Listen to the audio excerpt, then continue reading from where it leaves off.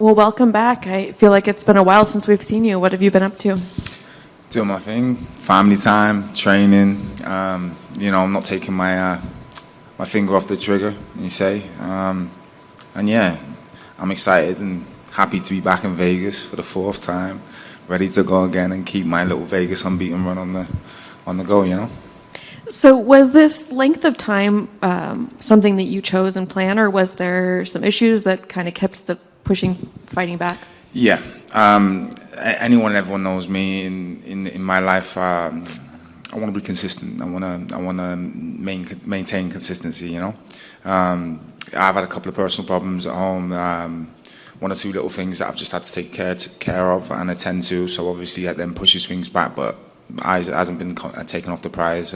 Still remain true to myself, training, the sport, and yeah, I can still get out there, train once, twice a day, and regardless of what is going on, and then wait for the time that I'm ready to be able to, push the pedal and get back out there.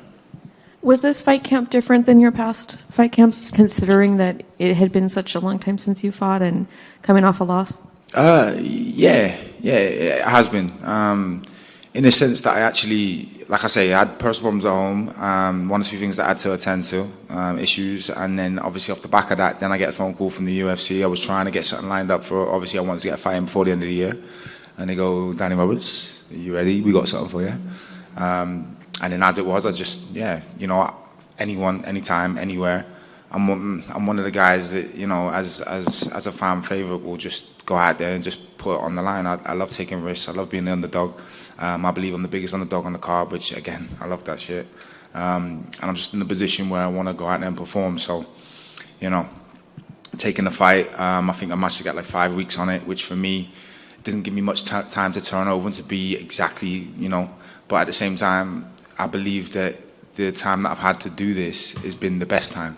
In a sense that there has been no injuries, there's been no mental hindrances or anything that can kind of get in the way, This has been pure, go out there, work every day, get ready, and let's have it, So, yeah, there's a lot to look forward to now. You mentioned being the biggest underdog, or one of the biggest. I know you guys can't bet anymore, but is that tempting to, be such a big underdog and be like, hey, I can make some extra money? Would you have bet on yourself if you were allowed to? Yeah, of course I would have. I bet on myself all the time, even backs against the wall. I got myself as I did as a child, as I did through my teenage years. I was the one person who counted on myself. So, yeah, I would have loved to have been able to do that, make a little bit of extra money as it is, but it doesn't matter. I got plenty of fans out there. I got plenty of family, people that just believe in me, and they'll be doing their own little thing, So I'm sure I can make other people happy. And what were your thoughts when you got the name Danny Roberts? I liked it. I liked the fight stylistically. I think it works out perfect. It plays into my hands. It's something which beckons me to bring out the performance and to really put it on the line. So every single part of it for me is what I want. Is what I relish. So yeah, I'm grateful for the opportunity. He said in a recent interview that he doesn't believe that you're a technical striker. I'm wondering if you have a comment on that. Shut your mouth. Who are you, bro? You've had 2 fights in the UFC, whatever. My thing is this. When it comes down to it, styles make fights. And there's a lot of elements that have been going on with me and have done throughout the time that I've been in the UFC. But guess what? I prevailed. I've got the substance. I'm still here, I'm still fighting. And I think that's something which speaks volumes in itself, regardless of the outcomes that have been had. And again, fans admire it. I admire it. Again, styles make fights, and this is one of the fights and the styles which I will be able to put on a clinic. I will be able to show a bit of prowess. So, yeah, you'll see that. And I noticed on your Instagram you had been campaigning for something to do with your niece. I'm not sure if you want to use this platform to say something, or if you'd rather keep that yourself. Kyra Hill. She sadly passed away. She drowned in the summer. Obviously, the UK, we had some crazy hot weather. And she was just, out with her family and her friends and that. And it was tragic the way that it happened. The fact she drowned, 2 hours later, they found her body. 11 years old. Breaks my heart. Her family, what we've been through, has inspired me to keep pushing. All all the things that I've endured and been through, the ups and downs throughout life, is ultimately has made me who I am today. So the substance, the inner strength, the perseverance, all these elements come from hardships and stress, you know. And now, after everything happened, you know, with Kyra and with the family, I just want to make them proud, man. I want to go out there and still continue to be able to do what I do, and just show them, you know, and tribute for Kyra to, again, I know she'll be down, looking down and that, and she'll be there supporting me, you know. So, yeah, it's big for me, this. Thank you. Thank you. Thank you for mentioning her as well. Hey, Danny. In your last fight, there was a sequence in the fight where like you get a weird reaction to a punch. Do you remember that? Yeah, I do. Yeah, that's funny. Yeah, I think, you know, it's one of them. Internet's undefeated, right? So some motherfucker must have turned around and said, "Hey, you seen Danny do that chicken dance or something? You seen it?" It's not, motor skills, all of that. It's a weird place to be, and I like, you know, the average person who will sit out there and will say something. I beg them to go and get in a cage with Francisco Trinaldo and let him whack you in the face for free. See what happens to your feet. You know what I mean? So, I think it was a little bit of a couple of things. I watched it back and I remember it happening, and I was like, I got hit with the shot, and it was just like I went to go put my foot back, and as I did, my ankle kind of like buckled, and then it just sent a shudder and shock up my body. Which, yeah, it happens. There's no way you can hide in a cage. So, guess what? People are going to see it. It's going to go around the world. So, it is what it is. I think after that, though, when I looked at it, it was a testament to just the preparation and how fit I was to be able to recover and come back and then push through and then just give the full 15 minutes of the fight to the fans, you know? For sure, and thanks for sharing that. A couple of weeks ago, it was your 3-year anniversary of your knockout in Russia. I just want to know if you could reflect on that fight. Yeah, that fight was something else. If we look at the principles that surround it, going over to Russia, me and my team, going over and doing the thing, being the underdog, going in the backyard of you know, a Dagestani, it was crazy, you know. All odds against us. Someone again, like my opponent coming up, who was, you know, favoured to be one of the next prospects. Where is he now? You know what I'm saying? Again, that was a special moment for me, and I was kind of a little bit gutted that we wasn't able to continue that run after that because of COVID. But nevertheless, I want to find my feet, get back on that form, and again, just let people know who I am, remind them of who I am, and just continue for my self-purpose and self-reign, you know. You are undefeated in Las Vegas, but are you trying to fight back in the UK next year? Yeah, I'd love to.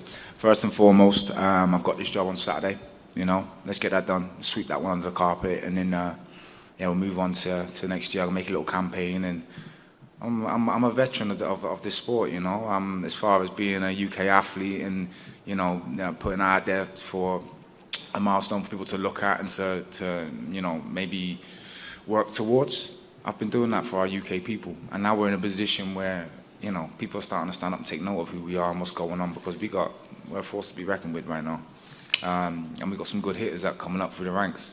We got a champ, another champ. So again, there's a lot of things technically which are showing that we are there to be listened to, and yeah, every single part about it makes me want to be there next year, and I will be. But first and foremost, let's get this done on Saturday. Seeing Leon win that belt, was it inspiring? You know, obviously he's in your division, but like, is it inspiring? Do you know what? It was a hard one. It was one that I sat back on social media, and I didn't want to get too controversial, because you understand and know that I've been out in the States and I've trained with Kamaru, and Kamaru's my boy, right? I know Leon, but Kamaru's my boy. So that's where it becomes complicated, you know? I'm not going to turn around and, oh yeah, sing praise to you, but didn't know that's your fact. Well, no, it's nothing like that. So I had to look at it and stick to who I am, you know, and be real. And it's like, yeah, I love what Leon's done. He stayed true to himself, his team, his family, and he's come out and he's put on the line. And, you know, the best sportsman wins on the night, and that's exactly what he did. He prevailed. The story, Cinderella story, a little bit, you know, last 20, 30 seconds of the fight, he managed to do what he does after getting pretty much dominated, but then also being the first person ever to take Kamaru down. There's a few aspects of that fight that was special. So again, I take my hat off to Leon, congratulate him on that. It's fantastic. The fact that he's a welterweight doesn't bother me. There's nothing in that, you know. I'm very proud of who I am, where I'm at. But also, yeah, as far as how that all played out, Kamaru was my boy, but then it was lovely to see Leon get that and bring it back for the UK people because we needed it as well, and that was that opportunity for that to happen. They're few and far, so it was real. Thank you. You mentioned the end of that fight, and you're right, most people thought that was in the bag for Kamaru. Are there lessons to learn out of that and what to do at the end of the fight, or is that just MMA and that's one of the things that can happen in a fight even if you're completely prepared for everything?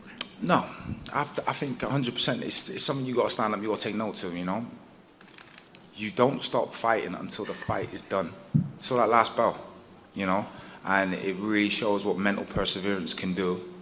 A good corners team can do. We've seen it the past weekend just gone with Israel and Abera. And again, it's just, I've had that mentality. Some people have that installed in them. They just fight until they get told to stop or the bell goes.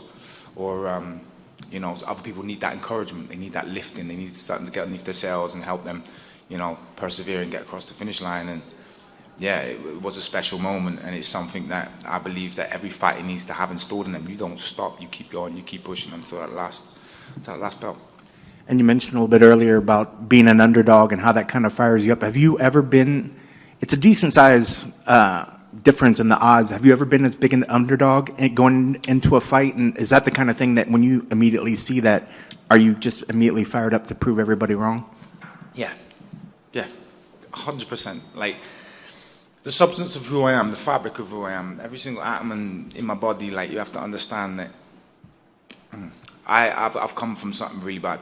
I've had a bad upbringing, childhood, trauma, all sorts of madness. So I'm in a position where I'm not by any means playing the victim, but I use what has made me who I am today to prevail and to push through. So I've been the underdog in life, not just in this one fight, in life. Understand that? Yeah. So for me to be where I am right now, I'm already winning. I don't need no one to give me raise my hand and say, Danny, you're winning, son. You've done this, you've done that. I'm already winning. I'm making my family proud, and that's the biggest thing that I can do. I'm here creating a legacy, and I'm going to continue to do that. And nothing's going to stop me, so I'm ready to stop. And that being said, you're coming in here with a guy that's on like a 12-fight win streak. Is it going to be extra sweet if you're able to kind of put an end to that, and let alone do it in definitive fashion? Oh, 100%. Let's just take what you just said there a second. A 12-fight win streak. Comes in, gets smoked, and I go home, victorious. It's gonna be one of the sweetest moments. But I like that. I relish them moments. I don't want them 50-50s. I don't want Danny's the favorite and stuff like that. No, I want these fights. I beckon for the exciting fights. I want to get tried and tested. I want to get pushed to the limit. I need people like this to do this. So, yeah, I'm looking forward to Saturday night and being able to put on a show, not just for myself, but for the fans.